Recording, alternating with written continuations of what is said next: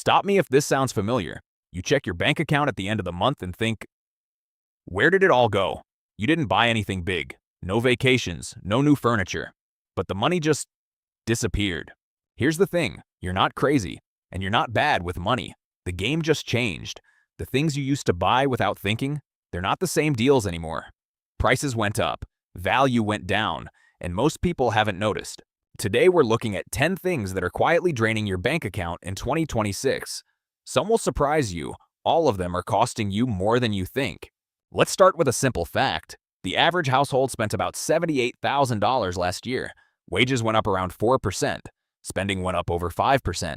That means you're working harder, but falling behind a little more every year. And it's not just inflation. It's not just greedy corporations. It's something else.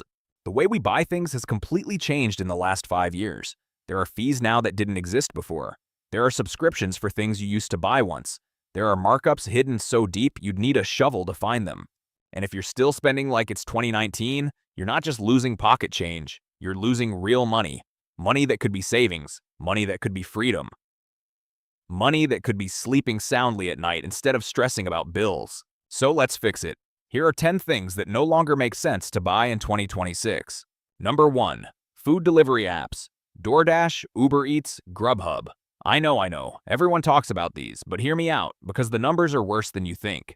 Here's what happens when you order through an app. The restaurant pays a fee to the app company, usually around 25 to 30% of your order. The restaurant doesn't just lose that money, they add it to your bill. That burger that costs $12 in the restaurant, on the app, it's $15 or $16 before any fees. Then come the fees: delivery fee, service fee, small order fee if you didn't spend enough, peak hours fee if it's busy, and tip for the driver. A $12 meal becomes $21 or $22. That's an 80% markup for someone else to drive your food 10 minutes. 80%. If your bank charged you 80% interest, you'd run screaming. But for hot food in a bag, we swipe without thinking. Look, I get it. Sometimes you're tired, sometimes you're busy, sometimes it's raining, that's fine. But let's look at what happens if this becomes a habit. Say you order twice a week, and let's say you're paying about $15 extra each time compared to picking it up yourself. That's $30 a week, $120 a month, $1,560 a year. Take that $1,560 and put it in the stock market every year. Average returns over 20 years? Around $78,000. You're not paying for food. You're paying for a habit that costs you a new car or a house down payment over time. The apps are designed to make this easy. One click. Face ID done. They want you to not think about it. But if you think about it, the math is brutal. Number 2. Brand new cars. This one hurts to talk about because new cars smell so good. But the numbers, they smell different. The moment you drive a new car off the lot, it loses value. Not a little, a lot. About 20% in the first year. On a $48,000 car, which is pretty average these days, that's nearly $10,000 gone. You haven't even made it home yet. You're still on the highway, and you just lost 10 grand. After 1 year, you're down 25 to 30%. Your $48,000 car is worth maybe $34,000. That's a year's rent for a lot of people. Gone. It's like buying a pizza, eating one slice and trying to sell the rest for full price. Nobody's buying. And if you finance the car, it gets worse. You now owe more than the car is worth. That's called negative equity. You're stuck. You can't sell it without bringing cash to the table. You're trapped in a loan for a car that's worth less every single day. The average new car payment hit $738 a month last year. That's almost $9,000 a year. Before gas, before insurance, before maintenance. Here's what people who actually have money do. They buy cars that are 3 to 5 years old. A Toyota, a Honda, a Ford, something reliable. A 5-year-old car has already taken the big depreciation hit. It still has plenty of life left. Modern cars easily go 150,000 or 200,000 miles with basic care. Drive it for 3 or 4 years. Sell it before big repairs show up. You'll get close to what you paid. The depreciation during your ownership is tiny. Studies on millionaires are consistent. They don't drive flashy cars. They drive reliable cars. They treat transportation like a tool, not a trophy. Number 3, regular sit-down restaurants. I'm not saying never go out. Special occasions matter. But the weekly dinner out, the math has flipped. Restaurant prices are up about 35% since 2019. A burger at a casual place now runs $16 to $22. Add fries and a drink, you're at $25 to $30 for one person. Two people going out for a decent dinner with a couple of drinks, easily $120 to $150 for one meal for 2 hours. Here's what happened. Restaurants got squeezed, rent went up, wages went up, food costs went up, so they raised prices. Then they raised them again. Then they made portions smaller. You're paying double for half the food. That's not a meal. That's a magic trick. Drinks are where they really get you. That $14 cocktail, about $2 worth of alcohol and mixers. That $4 soda costs the restaurant about 15 cents. Coffee with a 2,000% markup. Restaurants make their money on drinks. The food is just there to get you in the door and thirsty. Now add up the time. A sit-down dinner takes 90 minutes to 2 hours. You could cook a better meal at home in 20 or 30 minutes for a quarter of the price, with better ingredients and no tip. Let's do the math on a family. Say you spend $200 a week eating out. That's not crazy in expensive cities. That's $800 a month, $9,600 a year. That same family could eat incredibly well at home for $300 to $400 a month, save over $5,000 a year, and probably eat healthier. Again, celebrations are different. Birthday dinners, anniversaries, those matter. But the Tuesday night I don't feel like cooking habit, that's a wealth leak. Number 4, streaming services. Remember when cutting cable was supposed to save us all money? Yeah, that didn't last. Let's just list some prices. Netflix standard plan, $15.49. Disney Plus, $13.99. Hulu, $17.99. Max, $15.99. Amazon Prime Video, $8.99. Apple TV Plus, $9.99. Peacock, $7.99. Paramount Plus, $11.99. Add up just the big ones and you're over $100 a month. That's $1,200 a year for TV. For sitting on your couch, we cut the $80 cable bill to save money. Now we pay $100 for streaming and call it progress. Make it make sense. Here's what happened. Every network decided they needed their own app. So they pulled their shows from Netflix and started their own thing. Now you need 7 apps to watch what you used to get from one. The average household subscribes to 4 or 5 services. That's $60 to $75 a month for screens. And the worst part? You're probably paying for services you barely watch. That free trial you forgot to cancel 6 months ago? Still charging. That show you wanted to watch but finished in 2 weeks? Still paying. Here's the fix. It's simple, but most people won't do it. Subscribe to one service at a time. Watch everything you want on that platform. Cancel. Subscribe to the next one. Rotate. You still see everything. You just see it in order instead of all at once. Cost drops from $75 a month to $15 a month. Same content, $720 a year back in your pocket.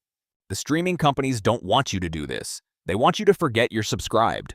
Don't forget. Number 5, fast food. This one hurts because fast food used to be the cheap option, the I'm broke but hungry option. Not anymore. A Big Mac meal in most cities now costs $12 to $15. A Chipotle bowl with guac, pushing $15. Even Taco Bell, the last bastion of cheap eats, is $10 to $12 for a basic meal. Let me put that in perspective. In 2019, you could feed a family of 4 at McDonald's for about $20. Now you're lucky to feed 2 people for that. Fast food got expensive, unhealthy, and small all at the same time. The triple threat. Think about what you're getting. Processed meat, frozen patties, fries that have been under a heat lamp, soda that costs pennies. For $15. For $15, you can go to a grocery store and buy real food. Chicken, vegetables, rice. Enough for 2 or 3 meals. Cooked by you, with actual nutrition. And the time difference? Most simple meals take 15 to 20 minutes, same as waiting in the drive-thru line. If you eat fast food twice a week, you're spending around $1,500 to $2,000 a year. That's money that could be going to your savings. Instead, it's going to corporations that have figured out you'll pay whatever they charge.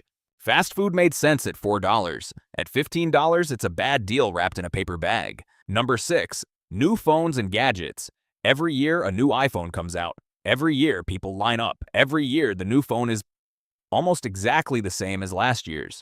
The new iPhone costs around $1,200. It takes slightly better photos. It's slightly faster. It has one new feature you'll use twice and forget about. Put an iPhone 16 next to an iPhone 13. Cover the logos. Most people couldn't tell you which is which. Same apps, same screen, same experience. Yet millions of people upgrade every 2 years. Why? Because the companies want you to. They've built an entire system to make you feel like your phone is old. Your phone is not old. It's fine. It works. You're just bored. And boredom is expensive. Software updates slow down old phones on purpose. Batteries wear out faster than they should. Repairs cost almost as much as a new phone. It's all designed to push you toward the next purchase. Here's the smarter way. Buy a phone that's 1 or 2 generations behind. A refurbished iPhone 14 costs half what a new 16 costs. It does everything you actually need. The camera is still great. The battery is fine. The apps run perfectly. Someone who buys new flagship phones every 2 years spends about $600 a year on depreciation alone. Over 20 years, that's $12,000. Invested? Way more. For what? Photos that are 3% sharper? A processor that's 10% faster doing things you don't do? Not worth it. Number 7. Name brand groceries. This one is so simple it almost feels silly to mention, but the savings add up. Walk down any aisle. Tide laundry detergent, $14. Store brand, $7. Same aisle, same size. Sometimes made in the same factory. Cereal, name brand, $6. Store brand, $3. Pasta sauce. Name brand, $5. Store brand, $2.50. Ibuprofen, Advil, $10. Store brand, $4. Same active ingredient, same milligrams. What are you paying for? Marketing, commercials, celebrity endorsements, fancy packaging. None of that makes the product better. You're paying extra for the privilege of watching commercials. Think about that. Consumer Reports has tested this for years. Store brands match or beat name brands in quality most of the time. The difference is in your head. It's branding. It's habit. The average household spends $5,000 to $7,000 a year on groceries and household items. Switch from name brand to store brand across the board and you save 25 to 40%. That's $1,500 to $2,500 a year. For buying the exact same stuff in different packaging, that's not a sacrifice. That's just paying attention. Designer clothes are the extreme version of this. A plain hoodie with a logo, $800. Same hoodie without the logo, $40. Material difference? Almost none. You're paying to be a walking billboard. Number 8. Buy now, pay later. Affirm, Klarna, Afterpay. These services are everywhere now. You can't check out online without seeing them. The pitch sounds great. Split your purchase into 4 easy payments. No interest if you pay on time. What's the harm? Here's what's really happening. These companies exist to make money. They make money when people mess up. Late fees, missed payments, interest on balances you don't pay off. Research shows that people who use buy now pay later spend 10 to 40% more than they would paying up front. Why? Because the payments feel small. $200 feels like a lot. 4 payments of $50 feels like nothing. Your brain gets tricked. You buy things you don't really need because the pain of paying is spread out. You're not thinking about the total. You're thinking about the next $50. Nearly 40% of users have missed at least one payment. Then the fees start. Then the interest kicks in. Then that free financing becomes expensive debt. Here's an old rule that still works. If you can't pay cash, you can't afford it. Houses and cars are different. Those are assets. They last. But a hoodie, a blender, a pair of shoes? If you need a payment plan for a $50 purchase, that purchase is too expensive. Full stop. Number 9. Fancy coffee. This is the classic example for a reason. The numbers are just so clear.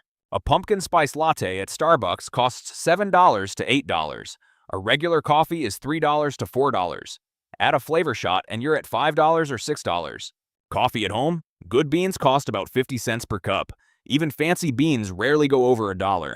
If you buy one fancy coffee every weekday, that's about $35 a week. $140 a month. $1,800 to $2,500 a year depending on where you live. Coffee at home every day? $250 a year, maybe $300 with good beans. Take that $2,200 a year and invest it. Average stock market returns over 30 years. You know what that becomes? Around $250,000. $250,000 for making coffee at home instead of standing in line. Look, I'm not saying coffee shops are evil. They're nice. The ambience, the people, the ritual.